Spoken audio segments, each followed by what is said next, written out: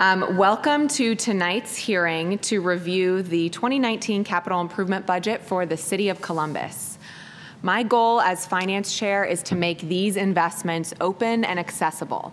These projects are some of the most direct ways we make investments in our neighborhood.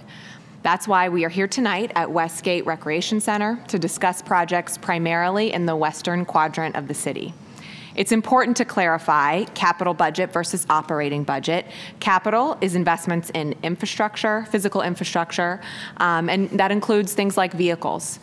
Operating budget, which we pass closer to the beginning of the year, represents investments in ongoing operations of city government. It's about 70% staffing and personnel, to give you an idea. The goal of tonight is not only to provide information on these plans, but also to receive your feedback on your neighborhood priorities. There will be an opportunity to provide public testimony. Each speaker is limited to 3 minutes. Please fill out a speaker slip according to council rules. And the end of the meeting tonight, I want to emphasize, is not the end of these conversations. We look forward to working with you to continue highlighting neighborhood priorities on an ongoing basis. Our total 2019 capital improvement budget is, as proposed, is about $940 million. That includes $30 million for street reconstruction and repaving citywide, $10 million towards various housing initiatives, including the Affordable Housing Alliance, housing preservation, the land bank. And nearly 60% of the capital budget is to pay for water and sewer infrastructure. Those very important investments that are underground, that we can't see, but that are really critical to the quality of life in our city. First reading for this budget was on May 13th, and the target date for final passage is June 3rd. This hearing is our third of 4 total hearings. We want to, the final one is this Thursday, but in the meantime, please feel free to reach out to your council members, any one of our offices, or mine in particular. My email address is ecbrown@columbus.gov, and we can help point you towards answers to your questions, as well as give you updates on the status of the budget moving towards June 3rd. I want to thank the Westgate Center Assistant Manager, Stephanie Schertzinger, and Recreation and Parks for hosting us today. They're hosting us at all of our hearings, and I'm very appreciative of the work they do to set this up and open their doors. I want to thank CTV staff for putting in the extra work to bring their equipment out into the community on the evenings 4 times. I want to thank our CPD officers who are here, Officer Vio, Officer Newsom, and Officer Sigmund. Thank you very much. I want to thank my council colleagues and Mayor Ginther and Auditor Kilgore for helping us get to this point in the budget. The folks who've done the lion's share of this work to get us a proposed budget for review, right here sitting next to me, Director Joe Lombardi of the Finance Department and Deputy Director Dan Giangardella, who has joined us at 2 other hearings. They take credit for a lot of the work, but it's actually Rob Newman and Kyle Sieverhart who do the work. Thank you so much. And our team on City Council, Matt Erickson with our Legislative Research Office, Aaron Gibbons, and the rest of City Council's Community Engagement team, and my staff, Kelsey Ellingson and James Carmine. And I want to give a special shout out to a Recreation and Parks staff member who was in here a minute ago with his name's Antonio, and he works on the west side, and he is on paternity leave right now with his 5-month-old baby, who's like the cutest thing I've ever seen. He was carrying him around, and I'm so happy that he's able to spend that time with his son. Okay, and I'm thankful to him for what he does on the west side on a regular basis. So with that, we will start. We'll be joined by Council President Shannon Hardin as well. But we are going to start in with Director of the Department of Finance, Mr. Joe Lombardi. Thank you, Councilmember Brown. Good evening. As the council member said, my name is Joe Lombardi, and I serve as the Director of Finance and Management for Mayor Ginther. I always enjoy coming out to Westgate. Reason being is my wife grew up on Wicklow, right across from the pond, her and her 10 siblings in a house that was made for about 4. So it was, unfortunately, she's the youngest, so I had to deal with the youngest of 10. As you can imagine, she was a little spoiled, but I was too. So I was the youngest of 3, but we are very familiar with the Westgate area, and I always enjoy coming back here and watching the folks play 3-wall racquetball, where her sister beat me pretty bad one time. So thank you to Mayor Ginther and his leadership, and Councilmember Brown for her leadership as the Finance Committee Chair. I also want to thank President Hardin for his leadership as President Council, the City Auditor, and also want to thank all the other council members for their help throughout this process. Again, I want to thank as well the staff here at Westgate for having us, and you, the community, for coming out to hear what we have to say and giving your feedback to how we can better improve the community here on the west side. I want to thank my colleagues here at the departments for being here this evening to talk a little bit more in detail about their projects and about their 2019 capital budget. And as the council member said, I am going to thank the staff that did all the work for me, Rob Newman, Kyle Seaver, Stu Stahl, who does a lot of our printing and our graphic work, and then my Deputy Director, Dan Giangardella. I'm going to give a real quick high view of the budget, what it is, what it isn't, and then I'll allow my colleagues to give more specifics about their departments and where that money is going to be used at. So the capital improvement budget, or sometimes known as the CIB, is the current year budget. There will be a council meeting in June, as Councilmember Brown indicated, where they will take it up off the table and make recommendations, and then we ask for their approval of that budget. That budget is $940 million, and as she indicated, 60% of that is our public utilities department, your water and sewer lines. You also hear us use terms like CIP, or the Capital Improvement Plan, which is actually just what it is, a 5-year plan. It'll be from 2019 to 2024, and it simply gives us a roadmap to where we think we're going to go in the next 5 years for subsequent budgets. So when you hear those two terms, those are the difference. One is really a plan, the other is the actual budget. So this evening we'll be talking mostly about the actual budget.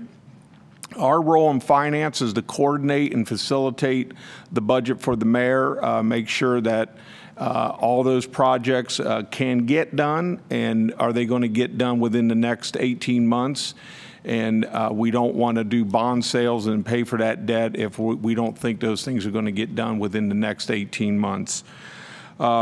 How's it paid is the question we get asked a lot. Well, in 1956, there was a policy to set aside 25% of your income tax dollars to the Special Income Tax Fund, which pays for the general fund portion of any debt that we put on our books. The utility projects, your water sewer lines, are paid directly from your water and sewer bills. There are no income tax dollars used to pay for that debt. Of that $940 million, $591 million is new funding, and then there's $349 million in what we call carryover dollars. We had a late bond sale last year, so a lot of those projects couldn't get started because it was October, November, so we have to re-budget that money again, so that's why we call it a carryover. It's not that we didn't spend it, it was just that the construction season had passed us, so now we have to re-budget that, and we'll do some 18 projects along with some 19 projects as well. These budgets, they pay for things like street resurfacing, sidewalks and bikeways, fire and police stations, recreation and park facilities, fire equipment, and utility infrastructure. Also, these projects help create jobs within our community with all the construction that we'll be doing. And so we're pretty excited about getting on the road and getting some of these projects going so that we can get some folks working for us. And these are really long-term type of projects, so those jobs will stay within our community, hopefully. So what's next? As we said, we'll size it up for a bond sale. That's how we have to do bond sales so that we can get the proceeds to actually pay for these projects. That may take place somewhere in late fall. And we'll work with our city auditor to size up the bond sale. It's not necessarily means that we'll have $940 million worth of a bond sale. Some of that will be paid through current cash and things like that. So that'll be our next step. If council approves the budget in June, then we'll move on to start sizing up the bond sale for a bond sale sometime early fall. But again, I want to thank everybody for coming out this evening and thank all my colleagues here this evening. If you want to view the entire capital budget, you can go to www.columbus.gov/capital. If you need that website again, I'll give it to you at the end of the evening, but it's www.columbus.gov/capital. And with that, I'll turn it back over to our host, Councilmember Elizabeth Brown. I do feel kind of like a talk show host at these things. Next, we have Fiscal Manager for the Department of Public Utilities, Melinda Cunningham. Thank you, Councilmember Brown and Councilmember Hardin. Members of the community, thank you for coming out tonight.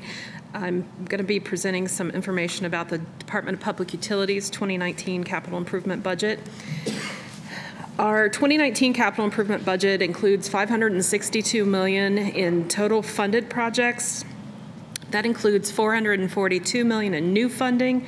And as Director Lombardi mentioned, there's carryover funding as well, totaling $120 million for the department. Of the $562 million, approximately 34% goes for water treatment and water line improvements. 58% goes to sewer line work and sewer treatment plant upgrades. 6% approximately goes to stormwater projects, and 2% for power and street lighting improvements. Just to give you a little background on the department, we serve over 1.2 million customers within the greater Columbus area. We provide water, sewer, stormwater, and power services to the area and various communities. We operate 3 water plants, 2 sewer treatment plants, and we serve about 14,000 power customers. Each year we produce about 50 billion gallons of finished water to the region, and we treat nearly 70 billion gallons of wastewater. So as far as the funding goes for the Department of Public Utilities, we are funded through not only bond funds, but also EPA loan funds. The repayment stream for our projects comes from our monthly and quarterly utility bills that are paid by our customers, residents, and various businesses. And just to kind of frame some of the projects I'm going to talk about, we decide where to put these new projects based on long-term planning efforts, emergency situations, development, and upgrading aging infrastructure. So I just wanted to highlight a few of the projects that are on the western quadrant of the city. Specifically in the Hilltop region, we have a couple stormwater projects, Holton Park and Eureka Avenue. Construction will be starting in 2020 there, as well as the Hilltop Storm Sewer Assessment as part of the Blueprint project. We have a whole variety of Blueprint Hilltop sewer improvements planned for Palmetto Westgate, Eureka Fremont, Highland Harris. We also have some volunteer sump pump projects planned. Those will start to come online in fall of this year. And then we also have Valley View waterline improvements, Chestershire waterline improvements, and Union Avenue waterline improvements planned. Franklinton is also on our list.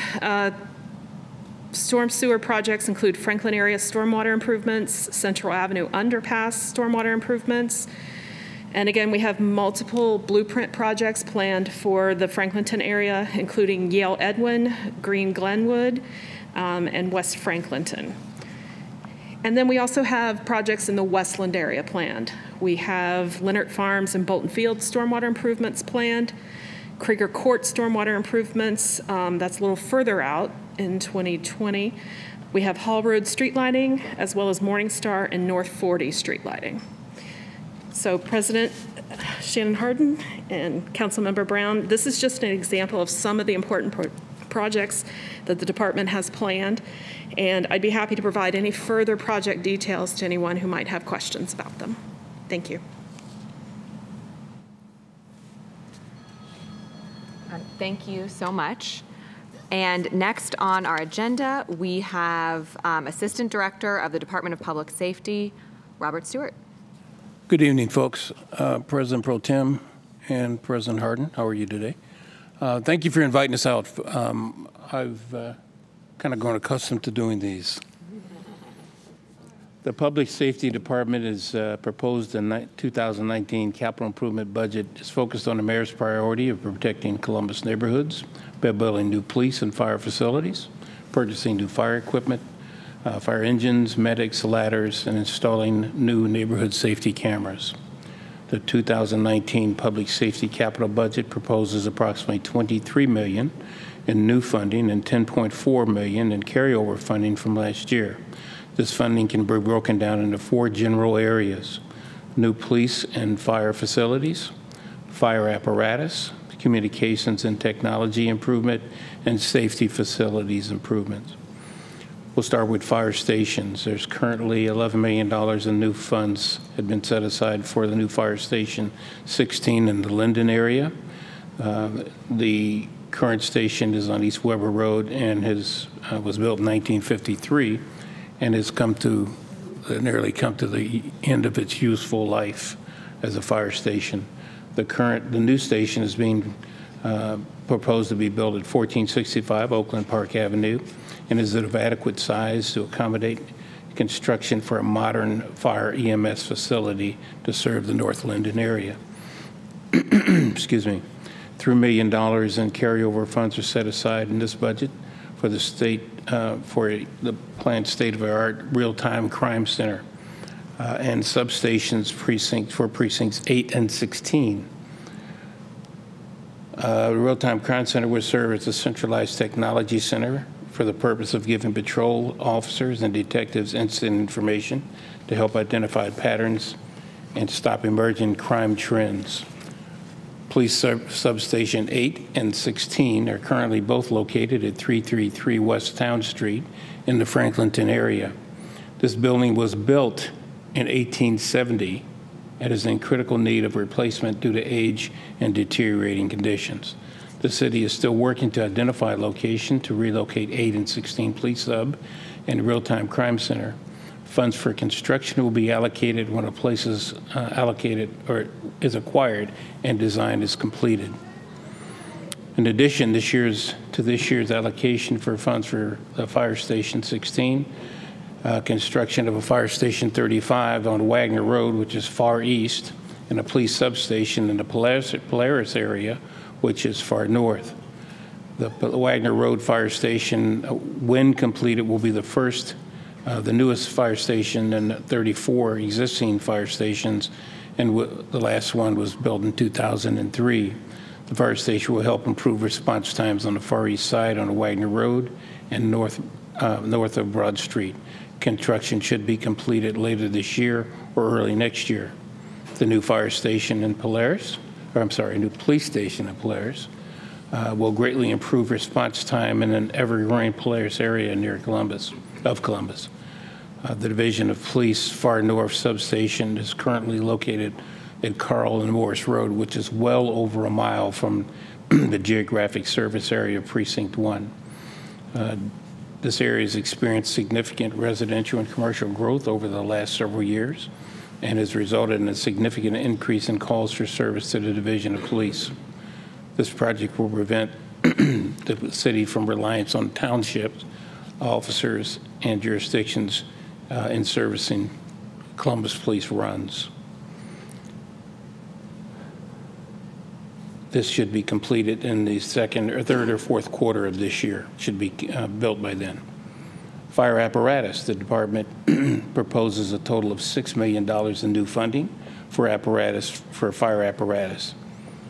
In 2008, a vehicle replacement standard was adopted in the Department of Public Safety, and they made significant strides in replacing division fire equipment to make it possible for all frontline equipment to be as new as possible. This is a bit ahead of its schedule and programmatic, and marked improvements. We've noticed marked improvements in the fleet, resulting in more reliable and newer equipment on the street, ensuring maximum and optimum response times for the division. With the $6 million allocated, the Division of Fire would like to purchase 8 new medic units, 1 engine, and 1 tiller ladder. That's the long ladder with the guy driving in the front, guy driving in the back, hook and ladder. Police and fire facility renovations.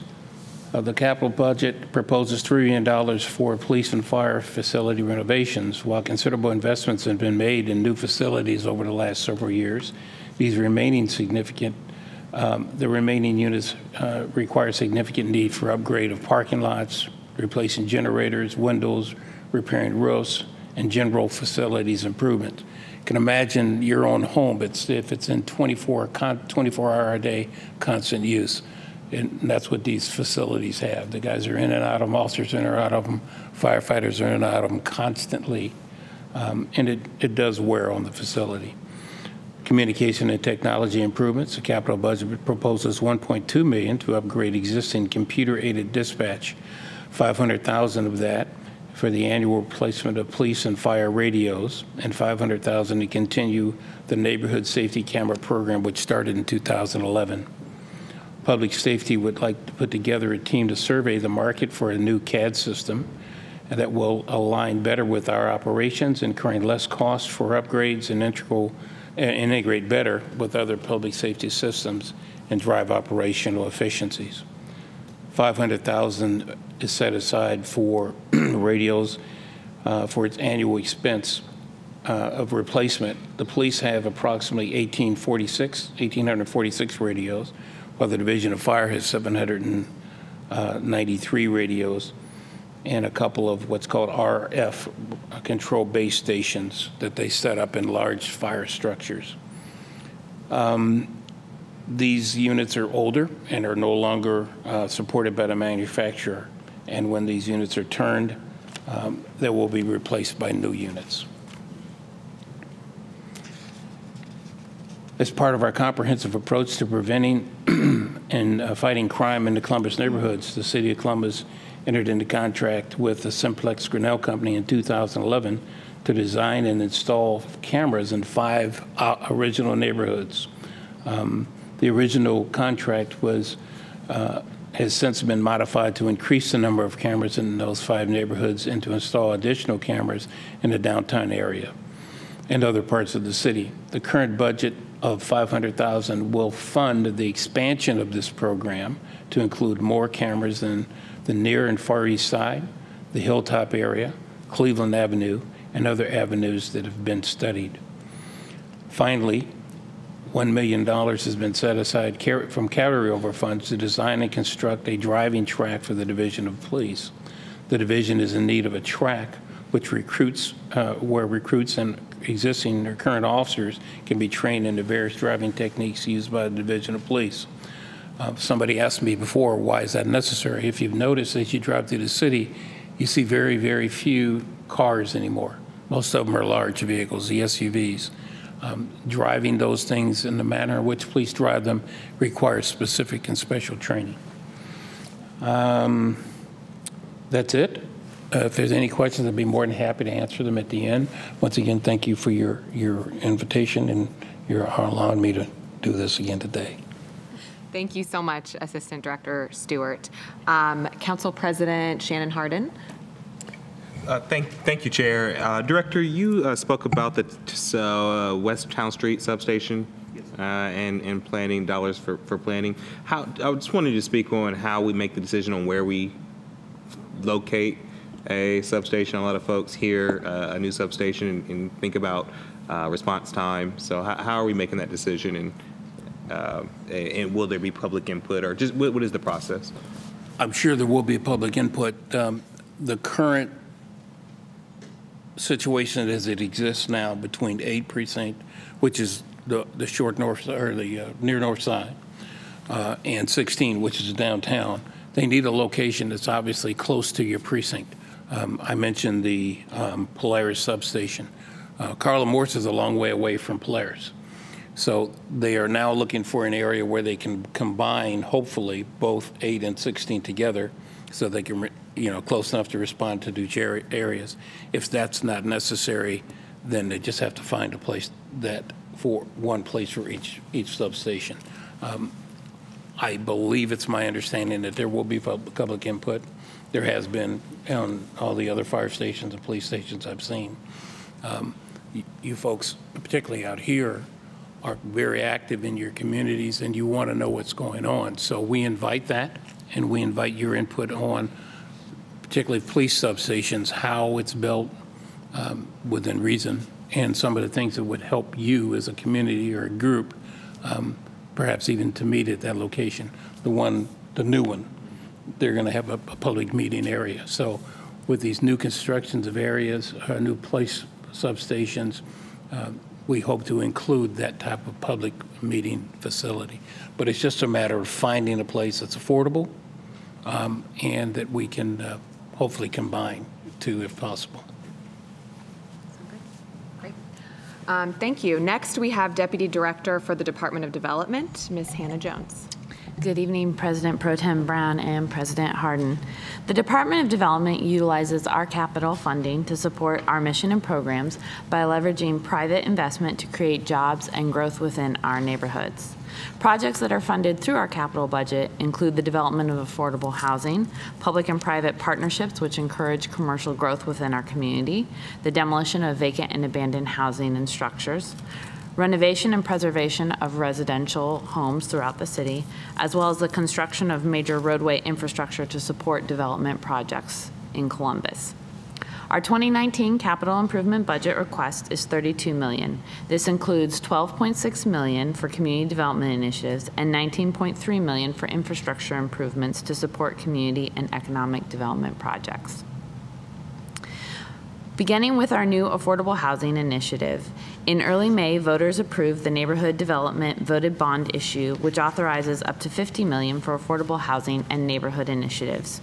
Building on the voters' approval, the city, Mid-Ohio Regional Planning Commission, and other partners are currently coordinating a regional housing strategy that will help us build out our housing investment portfolio. We are taking a comprehensive look at all of the money available for affordable housing so that we can ensure that the city's funds are invested where they will have the most impact for our residents. This regional investment strategy builds on the work of the Affordable Housing Alliance, Franklin County's Poverty and Economic Development work, the Building Industry Association of Central Ohio Needs Assessment, as well as the city's 2018 incentive study to develop investment and policy recommendations to support mixed income neighborhoods. The ultimate goal is to foster a housing market where every household with a full-time wage earner can obtain housing in the private market, and where we can't meet that goal, to effectively supplement the market.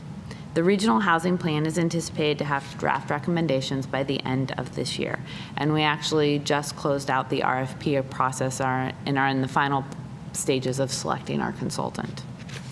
During 2019, we're looking to invest $12.6 million in community development initiatives, with $10.1 million to be used for affordable housing programming in the short term. These programs include $5.6 million for the Housing Alliance to leverage funding for programs and projects, including $1.6 million for the recently announced Carol Stewart Village, which is supportive housing for transitional age youth in Franklinton. $2 million for various housing preservation activities, which increase the local supply of decent, safe, and sanitary housing and decrease the number of vacant properties in our neighborhoods. This is traditionally our homeowner services, roof repair, emergency repair, as well as some of our home ownership programming. And then $550,000 to support our vacant and abandoned properties efforts. These funds are used in partnership with the County Land Bank for court-ordered demolitions of structures, as well as environmental and asbestos testing and abatement, demolition, and post-demolition lot restoration activities. For our economic development and job creation initiatives, we're proposing the following $15.9 million for our public and private partnership program. This program is a cross-departmental program that's designed to fund, manage, and coordinate infrastructure improvements that support job creation and leverage private investment throughout the city. The funds provide gap funding assistance for commercial and residential projects, and some examples include the improvements to McKinley Avenue and Souder Avenue, which will support the revitalization of the Mount Carmel West site, as well as job creation projects along McKinley Avenue, and $1 million that is being used by Next Generation Development Corporation, which will assist with the acquisition of property, supporting our neighborhood development initiatives with a focus on Linden and Hilltop, and specifically the planning efforts that the mayor has championed in both neighborhoods. In addition, development coordinates the city's urban infrastructure recovery and neighborhood commercial revitalization funding, which has a proposed $2.5 million for program support. In public service, $2.4 million will be used for ongoing neighborhood improvement projects, which include sidewalks, bikeways, curbs and ramps, traffic calming, and planted medians. And these are usually done in partnership with the neighborhoods in order to focus on projects that are of interest to them, as well as $75,000 that specifically is being set aside to assist with the design of a utilities and infrastructure master plan to support the redevelopment of Souder Avenue in Franklinton. This concludes our 2019 capital budget proposal presentation. I'm happy to answer any questions. Thank you so much. I am going to, thank you, Deputy Director Jones. I'm going to quickly go out of order because Betty Janes, you said you were trying to get to prepare for your Westgate Neighbors Association meeting, and I had promised you around 5:30, and it's now 5:40. So if you want to do your testimony early, yes, and then we'll get back to the departments. Thank you very much for being sensitive to my schedule. Members of council and city staff, I am Betty Janes, president of the Westgate Neighbors Association, heading out here to go do one of our quarterly meetings here in just a minute. But I have 3 requests, and I'm not sure it's part of the CIB, but Hannah, you mentioned some things along economic development, and one of the things that we've been lobbying for is economic CDC for the Hilltop. We are at a tipping point, and our all-volunteer organizations are doing the best that we can, but I joke that I used to sell Tide and Charmin. I have no idea how to do new business development, and that's where we need your help, and I've been working with the Department of Neighborhoods on this, and Nick Bankston and I have some ideas, and I know he's going to be bringing forth a request for funding for that, and we really desperately need that. We need to have a professional organization that's resourced to be able to connect businesses and developers with available properties, and more importantly, with the tax incentives. My second request, haven't gotten to public service yet, but widening of North Wheatland Avenue. That was a huge ask as part of the rezoning for the Wheatland Crossing development with the senior center and the Mid-Ohio Food Bank farm and the 60-some new units that'll be going in there. Don't know if that'll be part of the bond package or if that could be part of the CIB or at least the CIP so that we can get it on the radar. That was a request of the council before the rezoning, and I think all of council agreed, but we just need to keep nagging you. That's not a good word. Reminding you how important it is for that area. It's a very tight street, and it's not going to accept the new traffic. I'm sure Lisa Boggs is going to speak more eloquently to this, but I'm going to echo her before she even talks, and that is to upgrade, improve, or replace the police substation 19 on Sullivan Avenue. I'm sure she's going to speak in terms of how old it is, how outdated it is, and how much of it needs to be refreshed, as you mentioned some of the other ones. And lastly, my colleague from Highland West, Joe Argero, he's traveling on business, but wanted me to mention that Glenwood Rec Center, the clearing and the land restoration of the lower level in the northeast corner to return that to usable park space. That's my wish list. And again, thank you for going out of out of turn. Thank you. Of course. Thank you so much, Ms. Janes. Sorry, just completing my note here. So is there, on the Recreation and Parks front, Deputy Director Rakoski, if you would be able to follow up regarding the Glenwood request, the widening of Wheatland Avenue, we will continue to stay in touch on unless there's something you want to add right now. Okay, we can follow up with an update. And then, actually, since you are here, do you want to hear from Deputy Director Stewart about anything you want to add regarding the substation? Again, I know Lisa's going to probably mention that, but Director, we talked about this earlier and also just a second ago. Sure. So this has come up. The reason why I'm speaking on it is because the Finance Department is responsible for all the design and construction of the firehouses and the police substations and the real estate that goes along with that. We did talk to Director Pettis about the need for Substation 19. We'll need to see if that's in their CIP. Then we're going to have to try to figure out, do we build in the area? Is there land that we can purchase to build a new one? Or do we want to demolish the old one and rebuild there and have to figure out what to do with those officers and where can we put them? So that's the best answer I can give you this evening on that, is that we have talked to the director's office, and the information that we would get would be from police or fire on where their next substations or where their next firehouses need to be, and we'll just need to work with them to see where this lands on their plan. When will you get back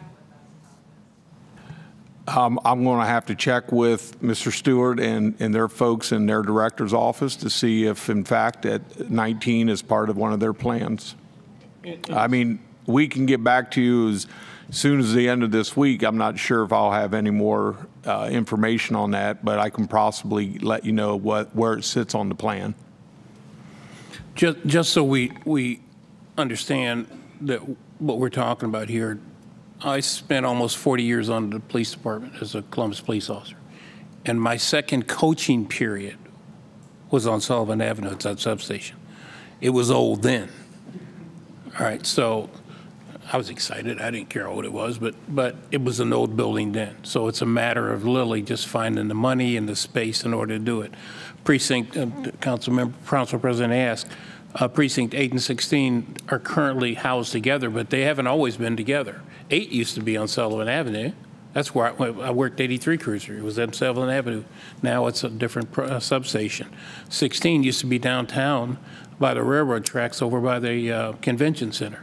So particularly when it's downtown, the cost of land and all of that can be astronomical. So I think what they're looking to do is try and combine substations and a real-time crime center, and all three of those in one location. I don't know how successful we're going to be. I just know that that's the goal at this point in time. Thank you. So we will proceed with department presentations. Next up, we have Assistant Director of the Department of Public Service, Mr. Randy Borntrager. Thank you, President Pro Tem Brown, President Hardin, and members of the community. Thank you for coming out on this warm night. And thank you for the opportunity to speak briefly about the Department of Public Service's proposed 2019 capital budget. The Public Service proposed budget totals approximately $166.7 million this year, and that's made up of $63.7 million, that's new funding, and a carryover of $103 million that we invest in roadways, sidewalks, bikeways, bridges, and other projects that will improve the quality of life in our neighborhoods. Now, the centerpiece of the Public Service's proposed capital budget is $32 million for the city's resurfacing program. That's usually what the public sees most, is when we're resurfacing these streets. And of those $32 million, $22.1 million will go towards the resurfacing roadways citywide, and will resurface almost 100 lane miles of Columbus roadways. $4.7 million will go to the urban paving projects, which is a joint resurfacing project with the state. and $100,000 will go to a joint resurfacing project of Lockbourne Road south of State Route 317 performed by Franklin County. And $750,000 will improve approximately 17 miles of alleys across the city. And a few examples of the streets that will be resurfaced in the west quadrant of the city in 2019 include Roberts Road, from the west of Spindler Road to Hilliard Rome Road, Whitethorn Avenue from Sullivan Avenue to Broad Street, and Princeton Avenue from Sullivan Avenue to Broad Street, and International Street from Walcott Road to Security Street, among others.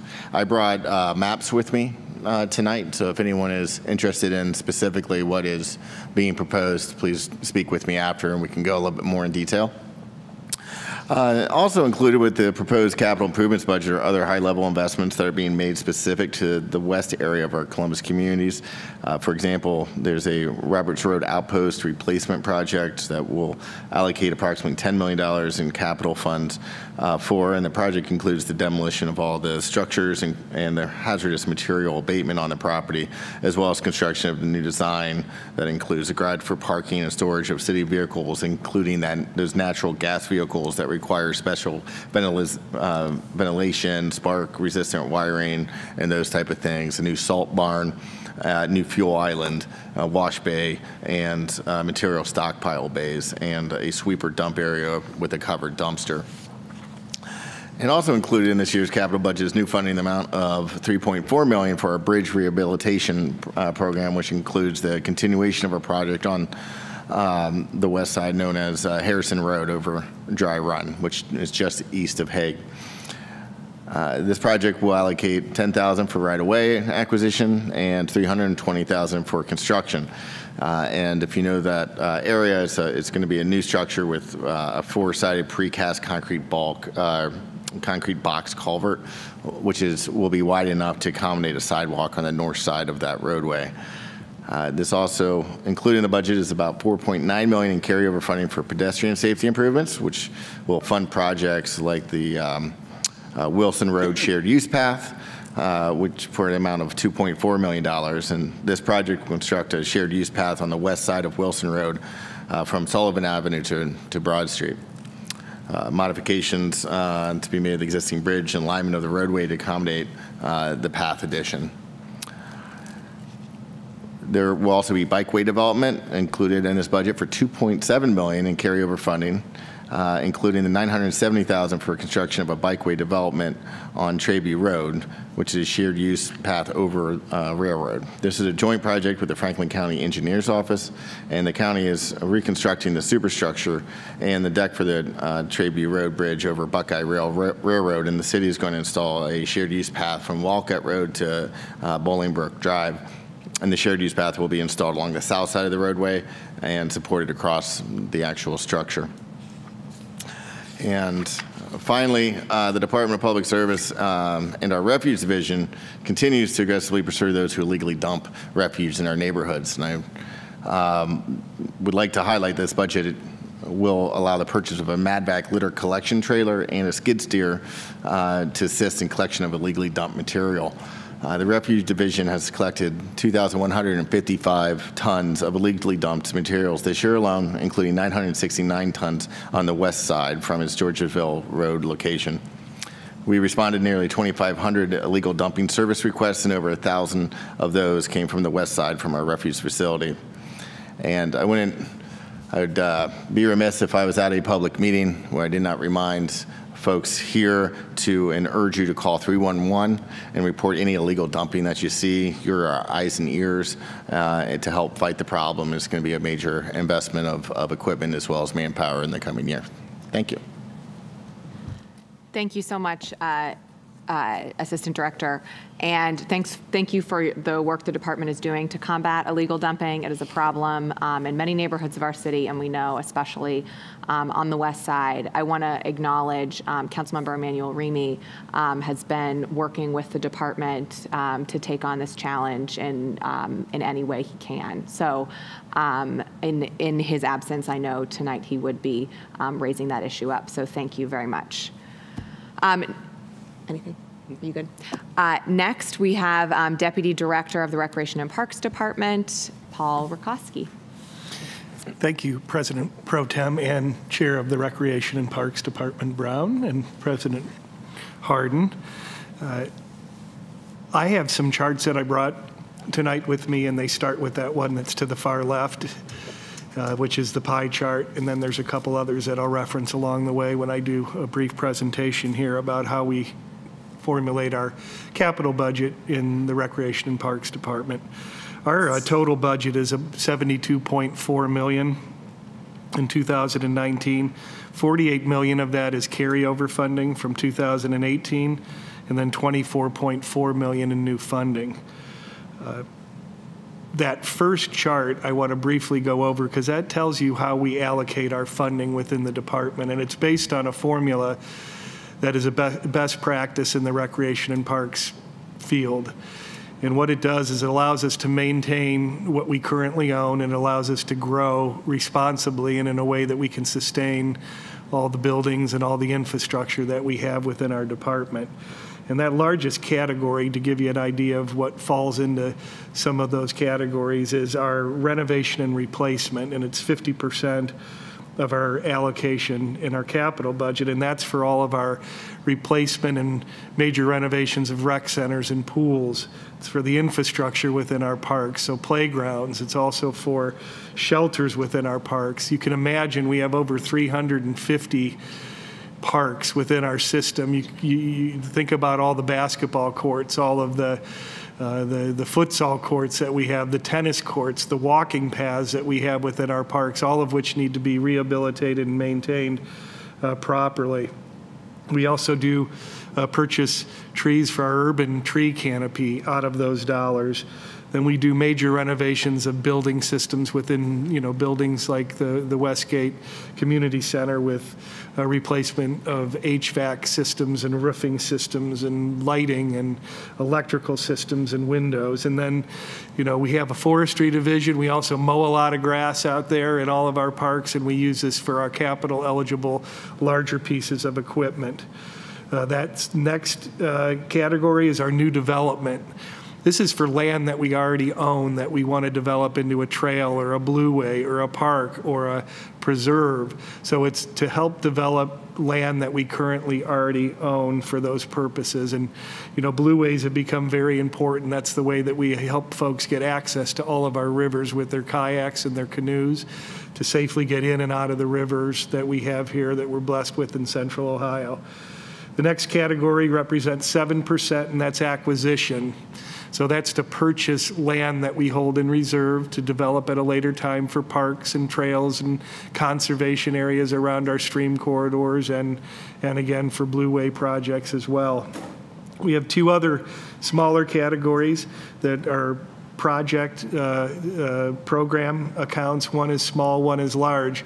We have about a $52 million budget. $11 million of that budget is our own money that we generate from our revenue generating operations. So these categories, and the only difference between them is the size of the project. So those are, our golf courses, our large athletic complexes, our shelters that we rent out like North Bank downtown for weddings. So they provide really important revenue to our department that allows us to provide programming and services elsewhere in our department. So we need to make sure that we continue to invest in those as well. And then two small categories. One is emergency replacement. Just as Bob Stewart mentioned, just like your house, we have things that come up that break down that we have no idea are going to happen during the course of the year. And of course, for safety and security reasons, we have to repair those immediately. And then the last category, which is, it's a 3% of our budget, is what we call opportunity projects. And these would be acquisitions largely that we don't know are coming up, but that a piece of property in an area of the city that needs new parkland or needs more green space, it's a quick fire pot of money that we can use to try and vie to get those pieces of property and bring them into our park system. So that gives you a little bit of an idea of how we dedicate our money. And I'll go over, I have the one chart, and it's all divided by quadrant, but within the city. So the projects I'm going to talk about are on that map as well. But, you know, we had a lot of carryover money coming forward, which is all the activity that you see currently from the beginning of the year to, you know, here throughout the summer. And some of those projects are, you know, Alkire Road Park development, you know, the design of that parkland, and you'll see that then we also have money to go and not only design, but then go to really construct those improvements. You're all familiar, I'm sure, with the Camp Trace trail where the Georgesville to Sullivan connector is just about completed. It'll be done in July. We've got another design project going on for Valley View to Eureka that are both tied to that trail. We've heard mention of Dry Run. We do stream restorations to restore those streams to their natural state to protect our rivers and our stream corridors. There's money set aside for that that's being spent right now. Holton Community Center is getting a new renovation of its lobby. We're doing lobby renovations throughout our system currently. We have a bike rack here. The art bike rack that's here at Westgate is going to be renovated. The handball courts, if you're familiar with those here at Westgate, those went through a major multi-phase renovation. And then we have some Wilson Road Park developments that's design that's going on right now for expansion of the park and construction in 2020. And then that next chart talks about some of our proposed spending for 2019. Got a big utility project at Berliner Park, which is another big revenue generator and also really the largest sports complex for softball in this entire region. We get tournaments from all over the country that come to use our park. Blue Way development at 910 Dublin Road, where the Lowhead Dam is, to get folks around that safely, get around the Lowhead Dam. Dodge Park will have court improvements for basketball. The Franklinton Loop, which is that bike path that's going to be coming off of Sauter. It'll also lead to the pedestrian bridge that'll go across the river that'll lead to the new Crew Stadium. So it'll connect all of that bike trail up with a pedestrian walkway to get across the river to the new development down by the new stadium. We have Franklinton West Park development, McKinley Park basketball court improvements. We have Mental and Raymond, where we're doing work at our golf courses to, you know, we use wells to make sure that we have a responsible way to water those courses. So the pump house at one of those and wells at the other that we're going to be working on.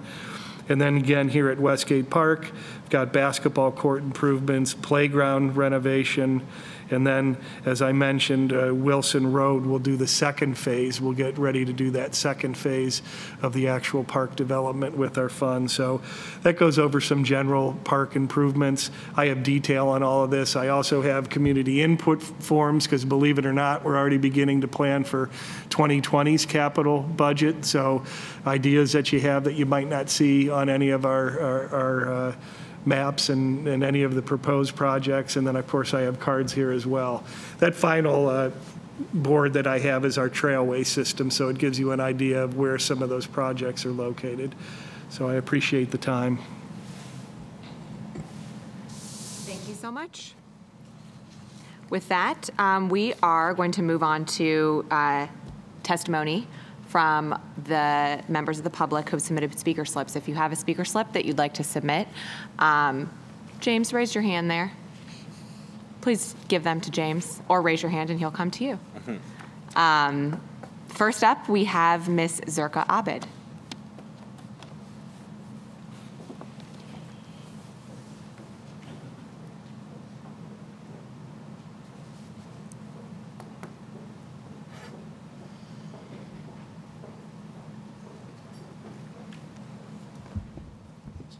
Good evening. My name is Zerka Abed. I'm Executive Director of My Project USA, and I'm also a Hilltop Commissioner. Thank you so much for having this hearing here.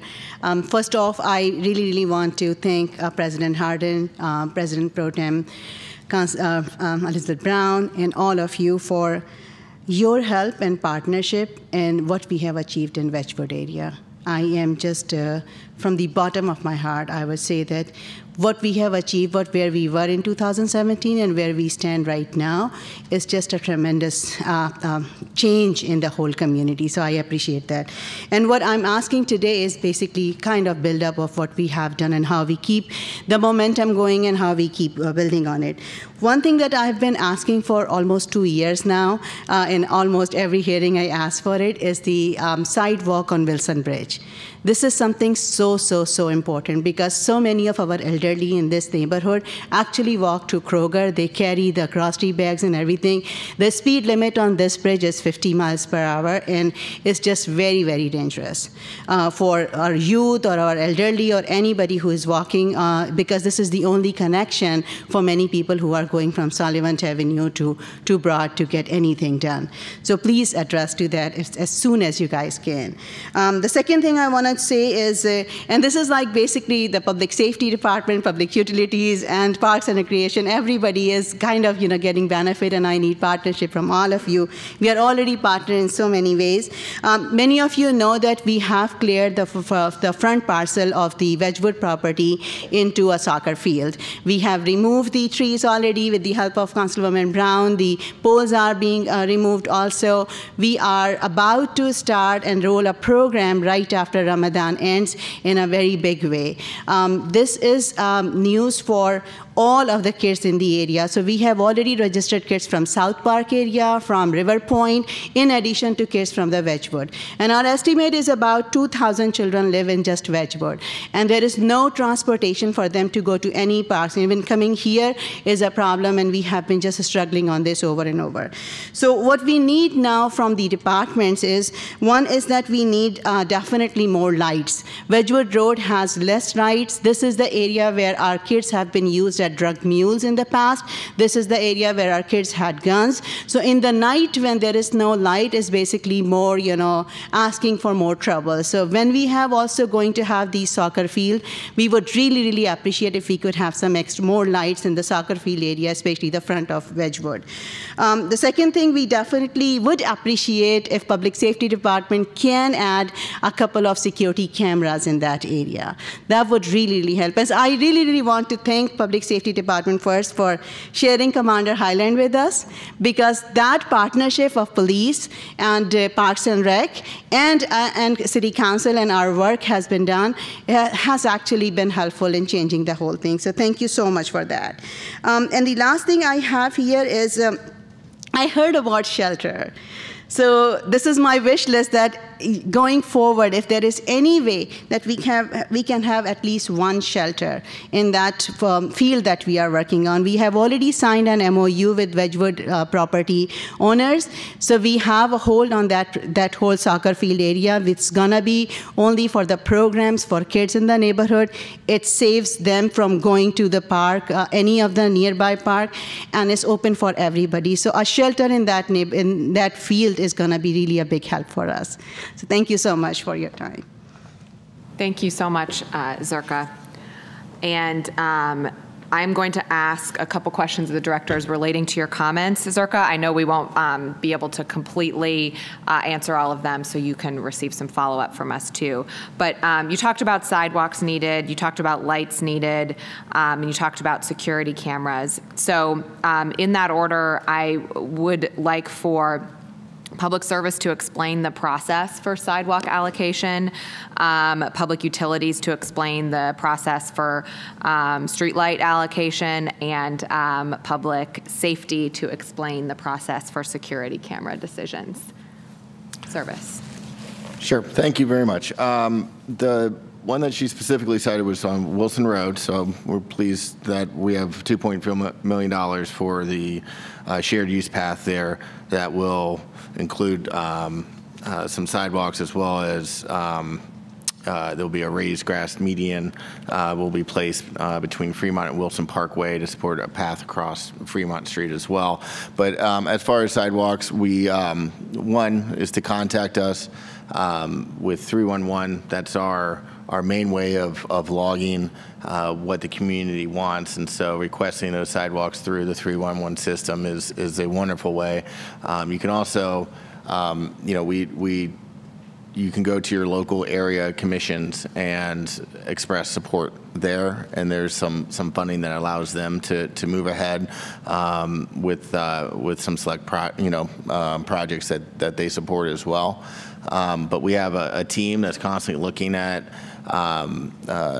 sidewalks. We look at safe route to school, and so sidewalks that are near schools and things where we can facilitate the movement of students in a safe way is also a priority. But the number one thing is to start locally and advocate, and also advocate directly to our department. I have brought plenty of cards and can hand those out as for anyone that's interested. But 311 is one of the best ways for us to log those, and we have a sidewalk team that they constantly look at where those are needed and what can be done with existing funding and future funding requests.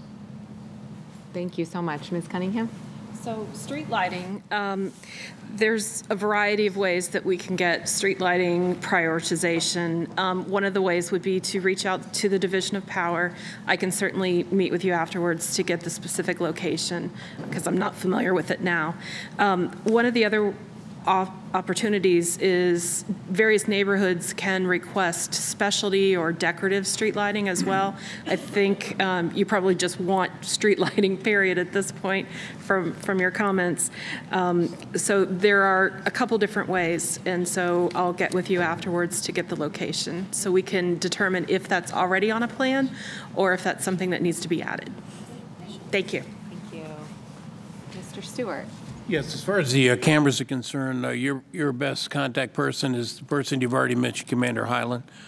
Scotty Highland's a great guy. He's more than aware of the issues that currently exist in his precinct.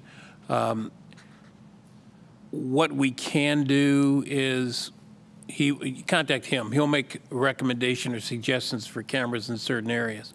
We can only place cameras in a public thoroughfare.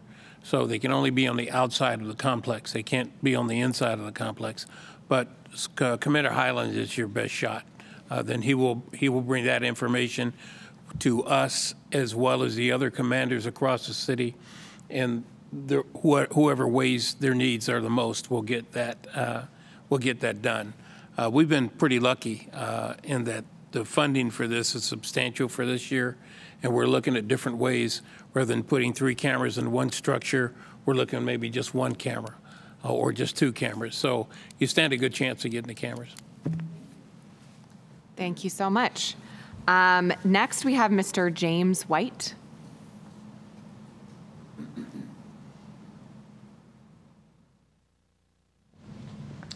Good evening and welcome to Westgate. Thanks for coming out. I have a couple of points I want to point out. Again, as Zerka pointed out, the speed limit on that Wilson stretch is about a quarter mile, and the speed limit is 50.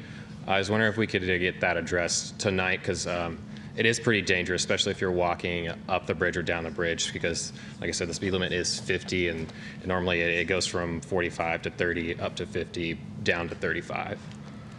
The next one is the Substation 19.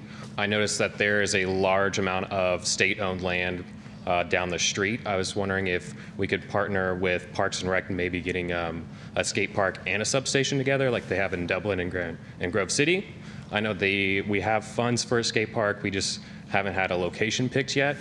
The next one is park fees and lighting. I know a lot of community members are saying that the park fees on the west side have rose a lot, and it's causing a lot of organizations to not use our parks because the fees are so high. And with lighting, a lot of our lighting in our parks have been taken out. I was wondering if we can get those put back in. The next one is project submissions. I know you said you're going to start on next year's Parks and Recs submissions. I wonder what the process would be for the civic associations, the Greater Hilltop Area Commission. Where do we submit those? We're already working to get all of our issues listed and submitted to the city, and we just need to know, who do we turn them into? Is it each individual department, or is it just one person, and then they will submit those and follow up as needed? Thank you. Great. Great, thank you. It's very possible that I missed one of your issues as I'm going to tick through them here. And if you don't feel like there's sufficient follow-up after this, you can email me. I'm ecbrown@columbus.gov. Feel free if I didn't properly convey or regurgitate things. So I don't personally know the answers to these things, so I'm going to look to the people to my right on speed limit and on, I think that would be the only public service. So let's talk a little bit afterwards, but if there are possibilities of doing some speed studies and things like that, especially if we have an ongoing project. So, give me a little bit more information, we'll take it back and I'll get it to the traffic team. And, they can look at long-term changes and things like that, but there's a host of factors that come with that. And the first step is to assess kind of how wide it is and how the traffic moves and those type of things. That section of the phasing 2 of the Wilson shared use, it's that portion that is 50 miles an hour. Okay. And I was wondering if you also had a date range of when that project will be started and completed. Because I know that it was slotted for 2018 and it has been pushed forward to 2019. Yeah, I'll have to follow up with you on the actual when they sold it and those type of things. But I can get that to you this week if you want to give me your contact information after this. I can give you my card. Absolutely. I think everyone up here, including myself, has cards that we will, of course, freely distribute. There were a couple park questions. Including the state park and substation question, and I don't know if that's better for safety or parks first. I would have to say that's kind of out of my wheelhouse. Exactly who is in, I'm not part of that type of negotiation. I don't even know if anybody's looking at it, to be perfectly honest with you. I'll give you my card, and I'll look into it and get back with you. As you can about imagine, there's, with several different jurisdictions and entities involved, the complexities are bound. So I'll find out as best I can for you. Great. And then park fees, I know that we've done a lot. There's a balance that the department has to strike, the Recreation and Parks Department, between making sure our parks are accessible to folks fee-wise, but also making sure that we're not, that we're able to generate as much income from them to make them, make these rec centers operate so that kids can come in and play and have safe spaces and seniors and et cetera. So the rental fees of shelters, I know, have to balance with that. Is there anything you would add to that? If you just want to get with me afterwards, I'll give you my card. And if there's specific fees that you're talking about, I can get back with you and I'll let you know how we calculate those and how we decide to charge what we do charge. But we try to make ourselves the most reasonable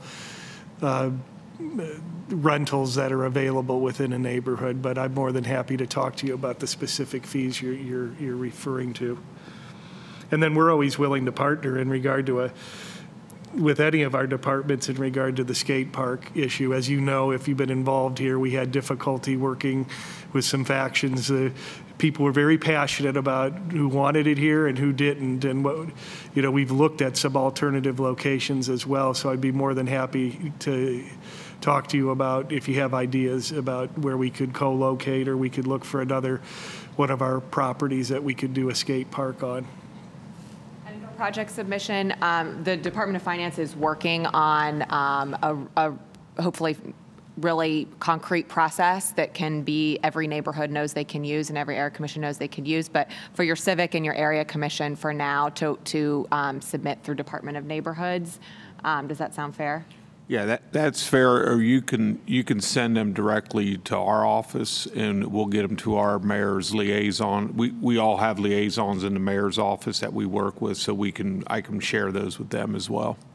And I'll give you my card at the end of the night. For submissions, are you guys just looking for a draft letter, or are you looking more for this is how much it's planned to cost, expenses, or anything like that? Or is it just the more we would like this? Yeah, the more information you give us, the greater. But I know sometimes a lot of it's on the back of a napkin, so whatever you can provide would help us.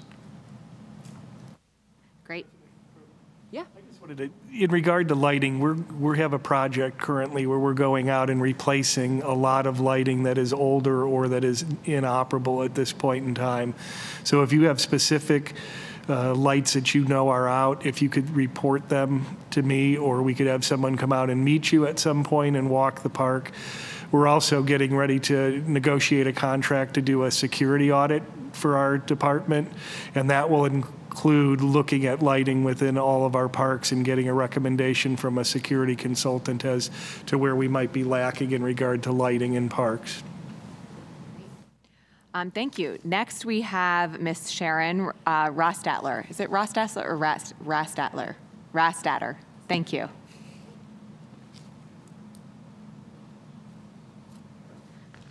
Hello, I'm Sharon Rastetter, and I'm here representing the Far West Side Area Commission. In February, we became the city's 20th Area Commission, so we are very happy to have that status and to represent and work with the Far West Side area. Just a couple questions and a couple statements.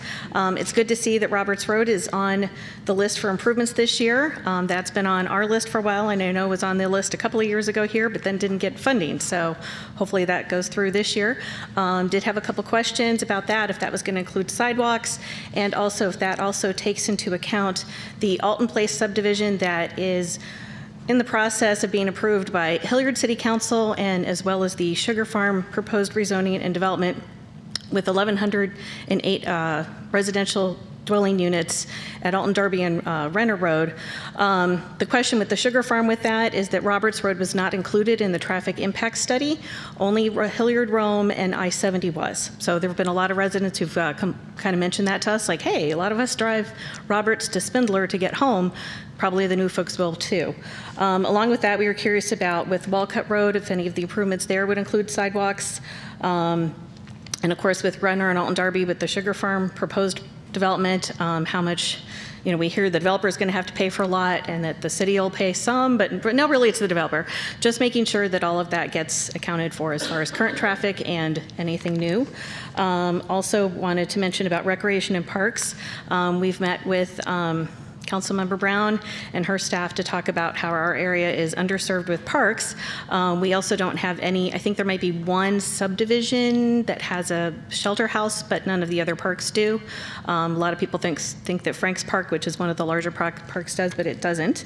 And I don't know if we're the only area commission with this. I know there are a couple of others, but we don't have any public meeting space that's owned by the city within our area, or even close to it.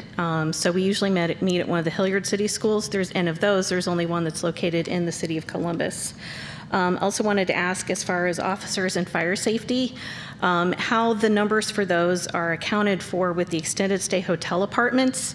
We realized with the most recent figures that MORPC presented for growth, those didn't account for the current ones that are already built or any of the future ones. So our concern, as more apartments come online, extended stay hotel apartments come online, and more homes are built, what's going to happen as far as police and fire and equipment as well. Also, stream restoration, I know with Recreation and Parks, you touched on that. What we've been told with the stream restoration for Clovergrove Run, as it relates to the Sugar Farm proposed development, is that the developer has conveyed that to the city, and that the city doesn't pay for stream restoration. So there's some question as to how that would get developed north of Renner and south of Renner, because the properties south of Renner on there are too far east. So thank you for your time. Thank you so much. So I'm actually going to start with public service. We may need to follow up on this. Do you know offhand about how extended stay apartments and that type of, not public service, sorry, public safety, that kind of like almost commercial use is incorporated into numbers for police and fire? Because obviously workplaces do matter when you're trying to figure out the impact of an area on our safety services. Exactly how that staffing is done is really up to the chief of police and the chief of fire. They have staffing plans that includes expansion of particular neighborhoods. I was going to refer her to Chief Quinlan's office and his exec officer, and also to Chief O'Connor's office, and his exec officer to specifically be able to describe how they do that. I cannot. Great, thank you. And then for public service, the Roberts Road question and the Walcott Road question, I imagine you'll need to follow up because that's a lot of specifics you might not have on hand. That's right, and while we like to create complete streets, so we do like to create some of these, sometimes there's mitigating factors that I can't speak of right now. So I think the best thing is to get kind of the Division of Design and Construction, get with them and try to answer specifically that are going to be 100% factual and that we know we can stand behind. So after this, let's just get together and see if we can trade emails and get that going. And then regarding the stream restoration and sugar farm, Deputy Director Rakoski, I know that it is a proposal only right now what's going on in Sugar Farm and that they've spoken with the department, but there are not any sort of firm conclusions at this stage of the proposal. But please correct me if I'm wrong. I mean, we're currently working with the developer on regard to the plans that are down in that area, and we have our ideas as to what we'd like to see down there. I think that they're committed to work with us, but currently those are still at that point where we haven't inked anything at this point. But we do stream restorations. I've been with the department now for almost 4 years, and there's at least 2 of those that we have done. Dry Run is one, Groff is the other. And I have Tina Moan, if Tina would raise her hand in the back of the room. She may have some more detail in regard to that stretch that you're talking about in regard to north and south of Renner and what's going on there.